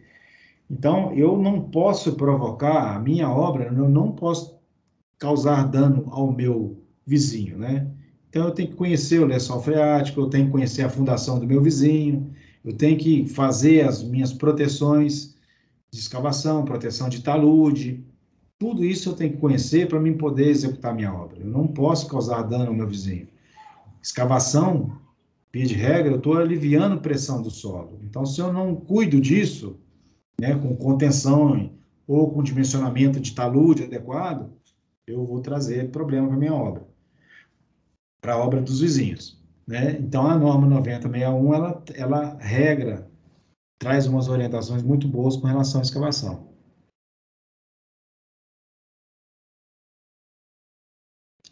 Então, a gente mostrou ali sobre o deslocamento lateral do elemento de contenção, permite a extensão lateral do recalque, né? Então, se eu não fizer a minha contenção lateral da minha vizinhança, o terreno vai se movimentar e o recalque do meu vizinho, ele é inevitável, né? Então, eu tenho que fazer as cortinas, né?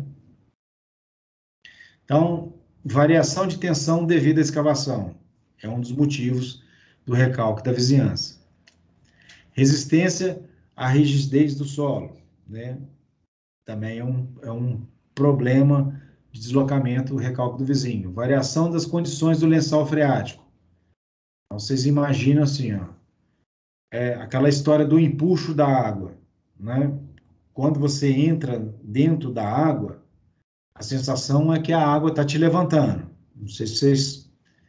A gente já, em várias matérias nossas dentro da engenharia, a gente fala do empuxo, que é a água aliviando a pressão, né? Levantando o navio, né? O navio é empurrado pela água, por isso que ele flutua. Agora, você imagine você tirando a água, o que vai acontecer com o navio? Ele vai fazer o peso todo para baixo. Então, isso acontece quando a gente rebaixa o lençol. A água tem uma contribuição negativa, ela está fazendo esforço para cima, levantando o solo. Quando eu rebaixo o meu lençol, o solo passa a ter uma contribuição maior de peso, né? Eu estou tirando aquela 1 tonelada por metro quadrado por metro de água, né? O contrário, se eu tirei aquela que ela estava apontando para cima, então é o peso do solo para baixo.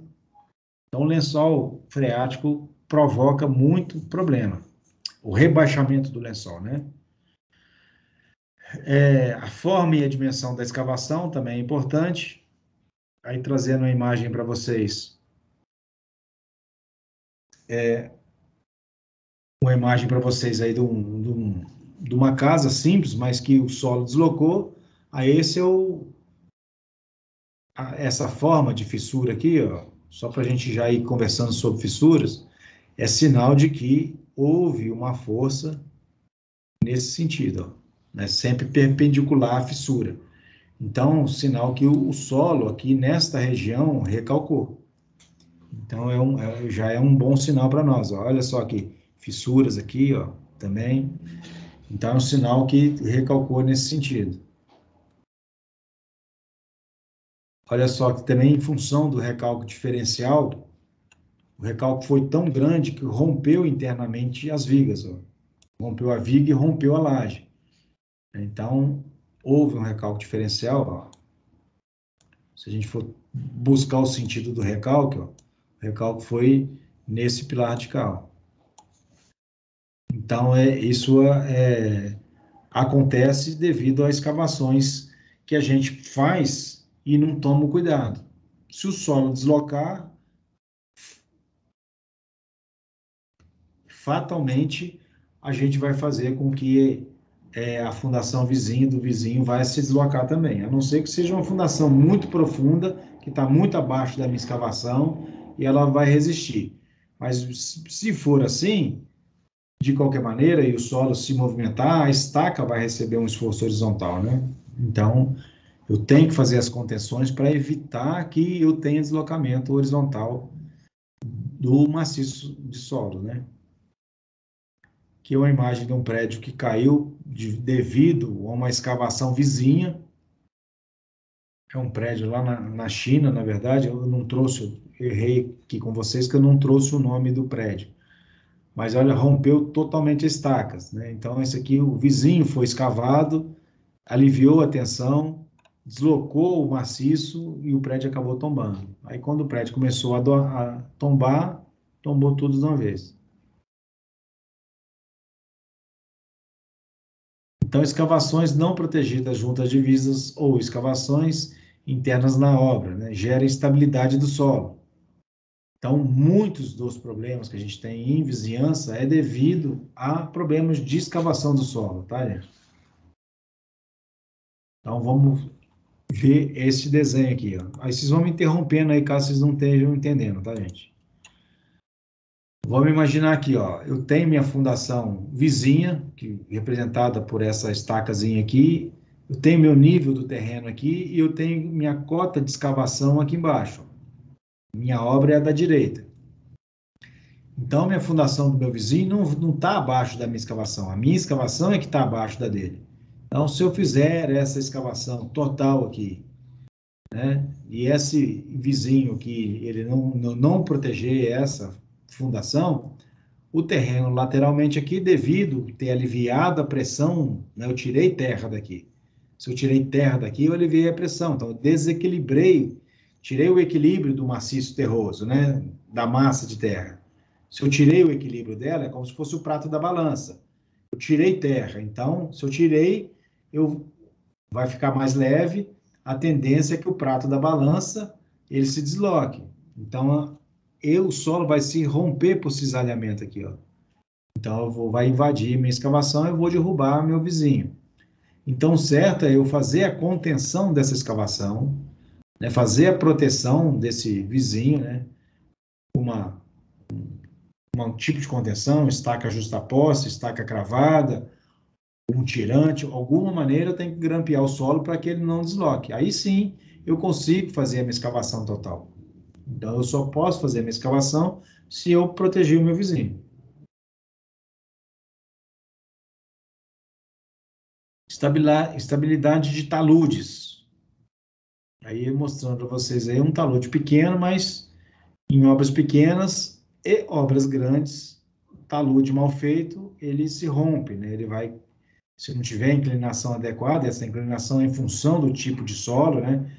Terrenos com maior coesos, mais vertical eu posso escavar, terrenos menos coesos, eu tenho que ir inclinando cada vez mais o meu talude. Os extremos, por exemplo, a areia, não tem como escavar na areia verticalmente, eu vou ter que fazer um terreno arenoso, eu tenho que fazer não tem coesão, eu tenho que fazer um ângulo maior do meu talude. O outro extremo é a rocha. Eu posso escavar verticalmente na rocha, porque a rocha ela está ali estável, né? O maciço rochoso, eu posso escavar verticalmente que ele não vai ter problema. São os dois extremos. A areia escorre e a rocha, né? Eu posso escavar 90 graus, eventualmente até fazer uma escavação negativa. Aí um problema também de instabilidade de taludes, né? Não teve cuidado de proteger o vizinho. Olha aqui a fundação já em iminência de queda aqui, ó. O risco que a gente causa ao vizinho, né? Não sei se vocês conseguem ver na imagem aqui, ó. O prédio já está até fissurou aqui, ó, já tem várias fissuras no prédio.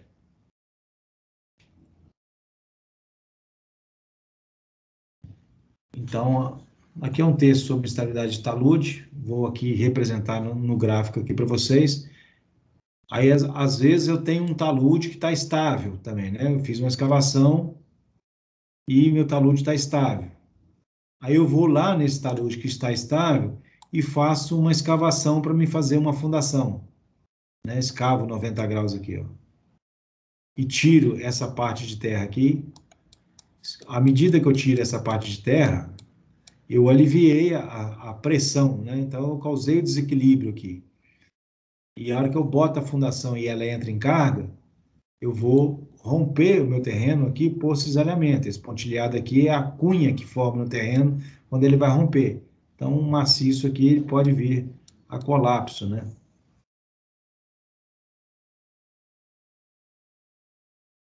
Aí, falando de taludes também, ó, eu posso ter uma ruptura de face, né? Romper somente um pedaço do talude, né? Uma escavação, por exemplo, encosta em bancadas. Posso ter uma ruptura somente de um pedaço, mas eu posso ter uma ruptura generalizada. Eu posso o maciço inteiro romper. Eu posso trazer, inclusive, as minhas edificações junto com esse. Isso é devido ao alívio de pressão. Eu vou aliviando, aliviando, aliviando pressão, né? Eu vou ali cortando, fazendo os taludes, alivio tanta a pressão do solo que o que está a montante pesa, e aí eu venho e tenho um rompimento, faz essa cunha, né, de rompimento do solo. Isso pode acontecer por vários motivos, né? Principalmente por escavações indevidas e obras indevidas em encostas, acontece muito esse tipo de ruptura generalizada. Aqui é uma erosão mostrando para vocês que está aproximando de uma torre de transmissão, né? A gente às vezes traz outros exemplos, o foco nosso é edificação, mas é um problema muito grave, né? Aqui é uma imagem também de um prédio que no fundo do prédio houve uma escavação e o prédio houve um rompimento do solo, né? E o solo acabou afundando. Vocês veem aí que apesar da rua ser em declive, o prédio está muito mais afundado do seu lado direito, mais do que a declividade da rua. Então é um recalque que houve devido à escavação. Você vê que a estrutura se manteve praticamente intacta, né? Mas o prédio afundou de um lado e levantou do outro aí.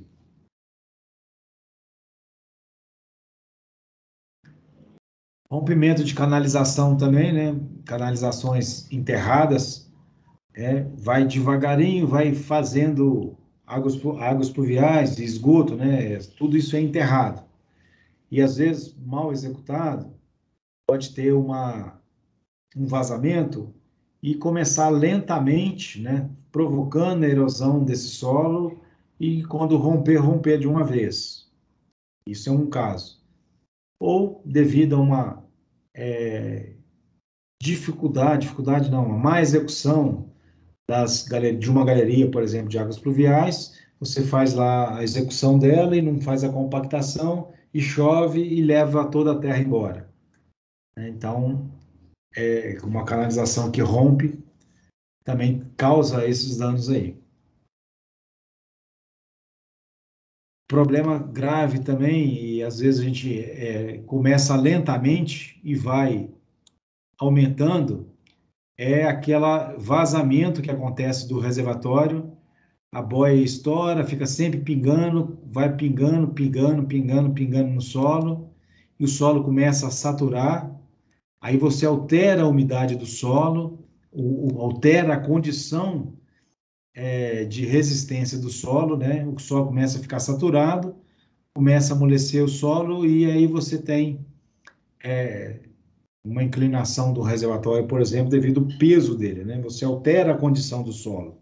Você tinha um solo estável, mas você alterou a condição do solo. O solo passou a estar saturado, ele tinha uma umidade boa de execução quando você executou, mas devido a uma infiltração no solo, ele alterou a sua condição natural.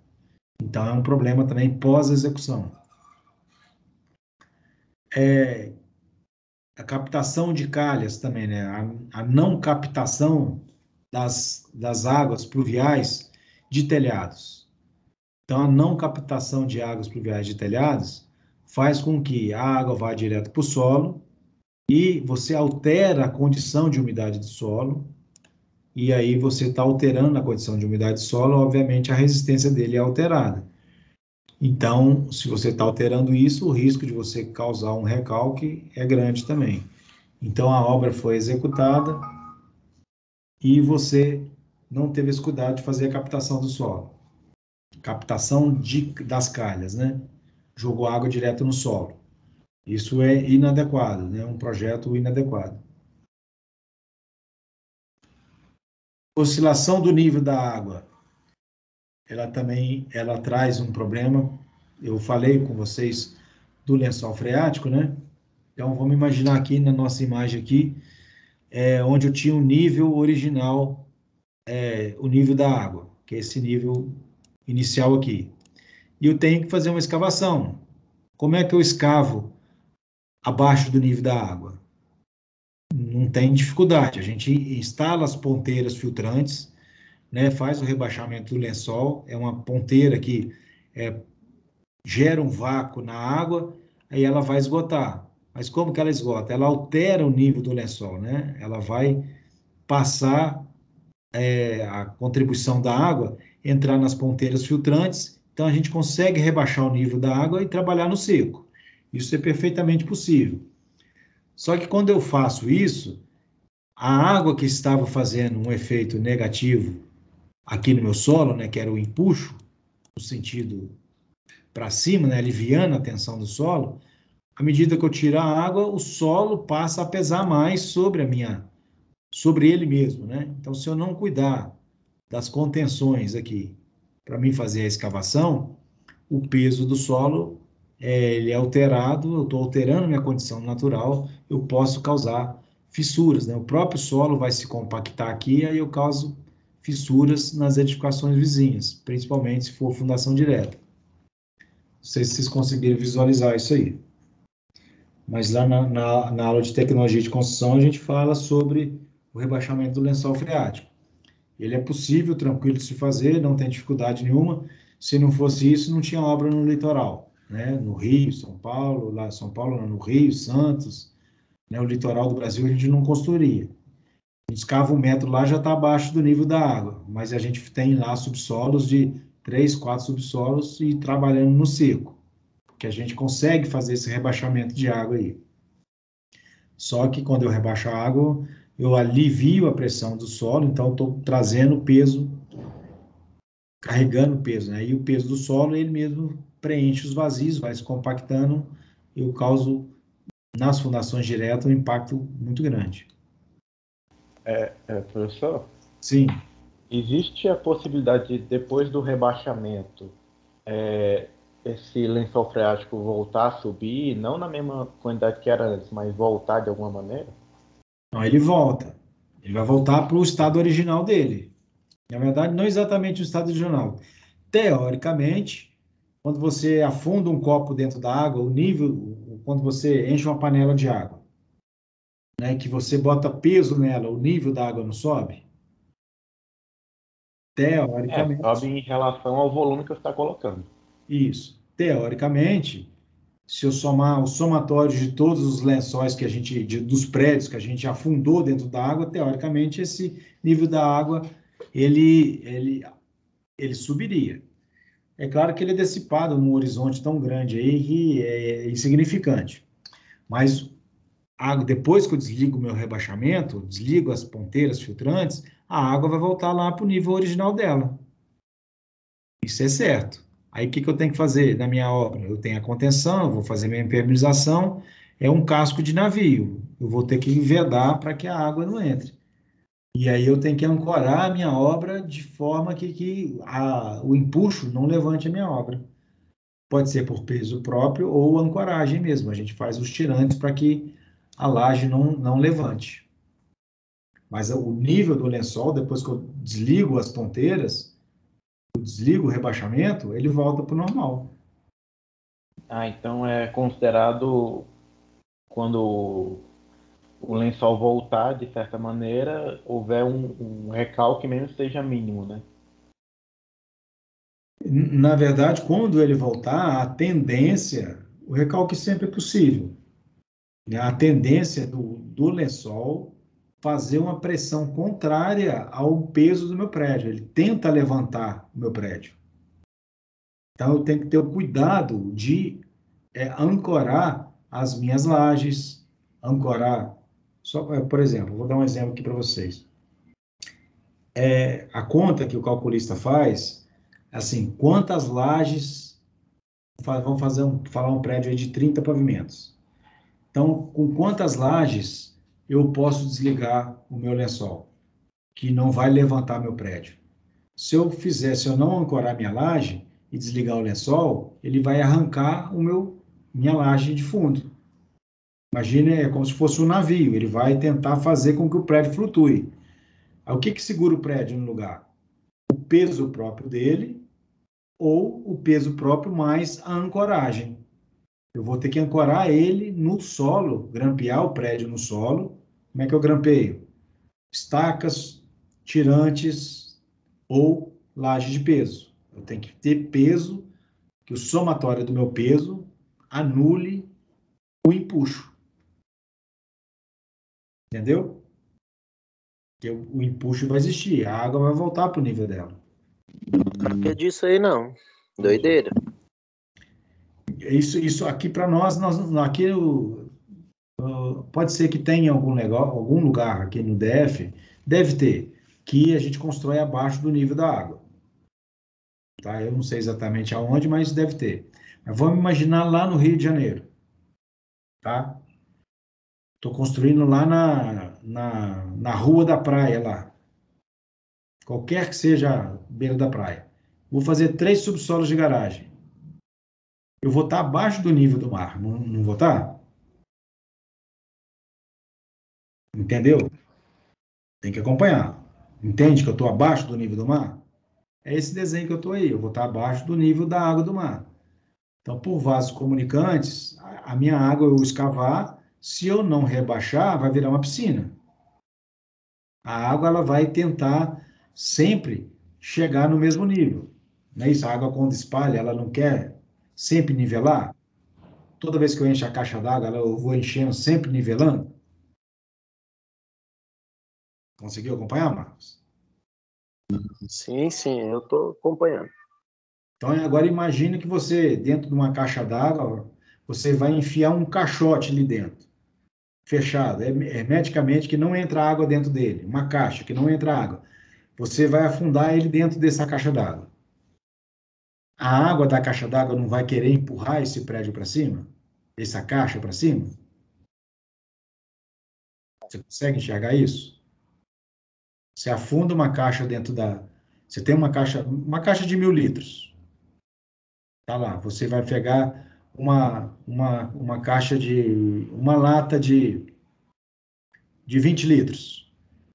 Uma lata que você tirou a tampa dela, tá vazia, você vai tentar afundar a lata dentro da caixa d'água. Tá imaginando isso?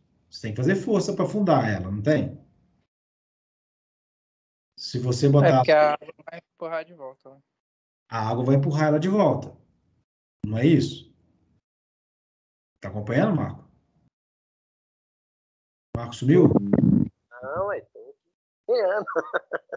Então imagina isso. Se você soltar ela lá e não fazer força, aquela lata de 20 litros numa caixa d'água de 1.000, ela vai ficar flutuando ali, como se fosse um navio, um barco.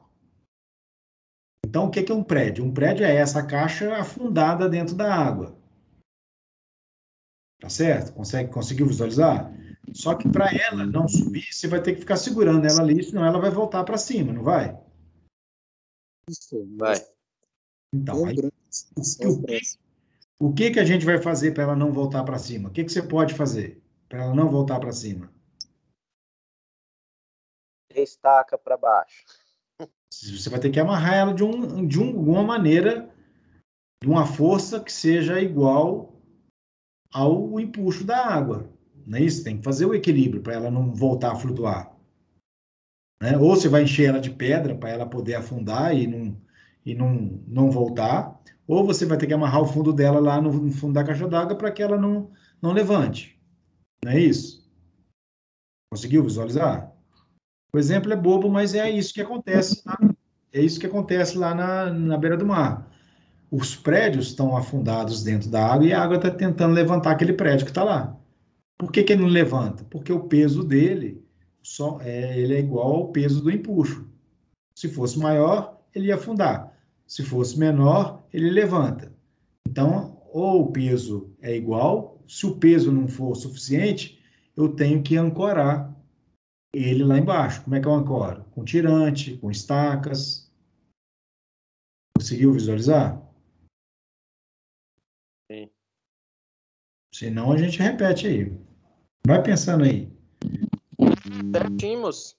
Entendi.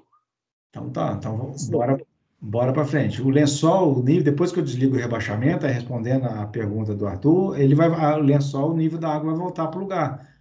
E eu tenho que estar preparado para isso, tanto nas ancoragens quanto nas impermeabilizações. Senão a água invade o prédio. Erosão ou solapamento, né? Por exemplo, aqui que acontece problemas também depois de construir. Aqui no meu desenho, a imagem não ficou bom. Essa cor azul aí não é a água não, tá, gente? A água é essa linha aqui, ó. Imagine aqui, ó. Essa linha preta aqui em cima, nivelada, que tá aqui, ó, nível da água. É o nível original da água. Essa linha amarela foi o leito da água, o leito do terreno, do rio, na época da execução da ponte, né? Isso aqui é um estudo de caso de uma ponte lá nos Estados Unidos, tá? Aí aqui na década de 40 foi executada. Na década de 70 foi medido esse leito novamente do rio. E devido ao movimento das águas, correntes e movimentação, o leito que era essa linha amarela passou a ser essa outra linha pontilhada. Então houve casos da fundação ter sido descalçada, tá vendo? Essa linha pontilhada aqui. Então, a erosão causa problemas também, né? Então, é um cuidado que a gente tem que ter. Na época não tinha esse conhecimento, mas hoje já se tem. Então, a gente não, essas fundações, as ancoragens dos blocos de fundação, elas são mais profundas para evitar esse tipo de erosão no leito do rio. Mas hoje a gente ainda percebe isso. Aqui, por exemplo, ó, é uma erosão na cabeça da ponte, ó. Então, é movimento de maciço terroso por diversos fatores. Retirada de vegetação, falta de drenagem, muitos problemas podem causar isso, tá? Aqui é uma outra imagem. Esse prédio aqui, ó, a gente está vendo aqui do lado direito, a B, é esse prédio aqui, ó. Então, com a enchente, em algum determinado momento, na velocidade da curva do rio, a curva do rio foi alterando, né? À medida que o rio foi se levantando aqui, ele foi solapando, levando o material, até que a doca desse edifício foi totalmente destruída. Então, aqui deveria ter sido prevista uma contenção para evitar esse tipo de erosão. Porque a velocidade do rio, a tendência do rio na curva é a parte externa da curva do rio, o rio vai comendo a terra e a parte interna da curva do rio vai depositando. Então, essas construções à beira de rio correm esse risco, principalmente o lado externo da curva do rio, né?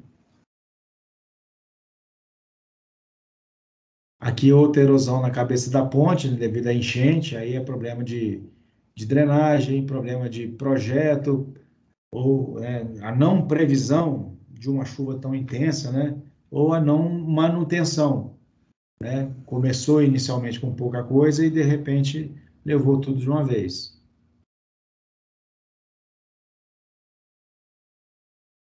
Ação de animais também pode causar problemas em edificações, principalmente nas edificações de pequenos portes, né? Insetos, por exemplo, né? Aí não é brincadeira, não. É porque a gente a gente não está no interior, mas no interior nosso do Brasil tem muita construção antiga e, às vezes, formigueiro, roedores, tatu, né? Toca perto de fundação, e com isso você causa grandes problemas em fundações e às vezes em prédios históricos, né? Então, muitos prédios, esses estudos que a gente vê nos livros, normalmente é baseado em prédios históricos. Então, caminho de formiga, caminho de algum outro tipo de inseto, né? De cupim, por exemplo, pode causar problema em fundações, principalmente nas fundações de baldrames, né? Fundações que não são armadas, fundações de pedras em prédios, em obras antigas, né? A gente tem prédios antigos de 2, 3 pavimentos, que as fundações no interior aí, que a fundação tem até pouco argamassa, né? E às vezes foco de cupim, foco de insetos, às vezes causa problema de recalque também, tá? Não é nosso foco, mas eu estou trazendo só para conhecimento de vocês. Vibração e choques, né? Então, vibrações diversas, né? Vibração, por exemplo, de rolo compressor, a gente já falou, né? As vibrações no terreno pode causar movimentação das fundações. Então, equipamentos que pode causar vibrações, até equipamentos internos, como, por exemplo, em prédios industriais que tem muito equipamento, máquinas que vão trabalhar, e às vezes se você não faz a base da máquina para absorver essas vibrações são transportadas para as fundações e pode gerar colapso nas nossas fundações. Então a gente tem que prever nos nossos projetos, nas nossas edificações, onde pode acontecer isso, por exemplo, nas bombas de recalque. A gente tem que prever os antivibratórios, né, os amortecimentos, para que as bombas funcionem.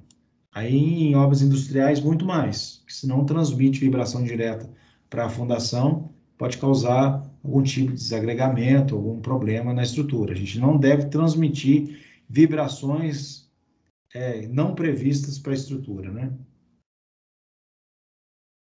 Então, pessoal, a gente já está terminando. Cravações de estacas. Como é que a gente pode mitigar problemas de choques com escavações de estacas, né? Execução de pré-furo, né? A gente faz um pré-furo e depois crava a estaca para diminuir as vibrações. A gente pode cravar as estacas com auxílio de jato d'água de areia. Tem projetista, tem de fundações que às vezes não gosta disso porque você está descaracterizando um pouco a resistência do solo, quando você faz o jato de água para cravar a estaca, né? Mas, às vezes, ele dimensiona para isso, né? Então, só que cravar as estacas com jato de água para fazer o pré-furo alivia as vibrações. Use de estacas de menor área e seção transversal. Quanto maior for o diâmetro da estaca, mais energia você precisa para cravar essa estaca. Então, às vezes, você tem que dar a solução de aumentar o número de estacas e diminuir o seu diâmetro, porque o diâmetro menores são mais fáceis de cravar. Diâmetros maiores são mais difíceis de cravar. E você precisa de mais energia. Se você precisa de mais energia, você causa mais vibração. Então, às vezes, na sua fundação, você não está causando dano, mas você está causando dano para uma fundação vizinha. Estaqueamento planejado também das edificações, das estacas, né? Se começar a cravar do ponto mais próximo do prédio para o mais distante, porque você não acumula energia, né? Energia acumulada, você não acumula energia e o confinamento do solo, aí normalmente a gente crava do mais próximo para o mais distante. Evitar equipamentos de cravação vibratórias em argila, porque a argila ela é mais fina, é mais difícil cravar e ela gera mais vibração. Então, ela transmite no solo as ondas mais longe. Então, o vizinho sofre mais. O uso de pequenas alturas de quedas também dos martelos de solo, para poder diminuir também o impacto e a vibração. Só que isso é um paliativo que pode te causar um problema de atingir a profundidade que você quer, né?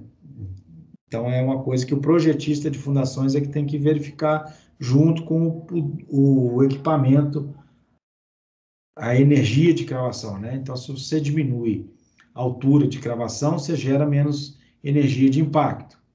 Então, tem que avaliar se essa menor energia vai levar a sua estaca aonde você quer, né? Mas é uma forma de você diminuir as vibrações. O uso de altas energias de impacto, né, em solos coesivos. Uso de estacas escavadas. Então, você substituir a estaca cravada por uma estaca escavada, na verdade, é o que acontece hoje nos grandes centros, né? A gente está deixando de usar as estacas cravadas para fazer estacas escavadas, justamente para evitar a energia de cravação transmitir ondas no solo e prejudicar as fundações vizinhas. As explosões, né? As explosões também geram muita onda, né, no solo, e aí você tem que tomar todo um cuidado de não transmitir essa onda quando você vai provocar uma explosão.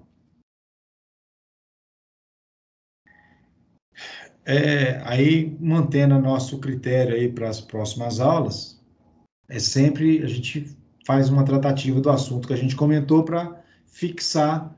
Então, para a próxima aula, é a mesma coisa. Como que a gente vai melhorar os eventos pós-conclusão? A mesma coisa que a gente falou para as escavações de estacas e tal, o que que a gente pode mitigar para as obras que já estão executadas, né? Como que a gente mitiga esses problemas? Aí vamos falar aí de quatro problemas, de 3 a 4 problemas para a gente poder bater um papo na próxima aula. Ok, pessoal? Sim? Tá, não estou ouvindo.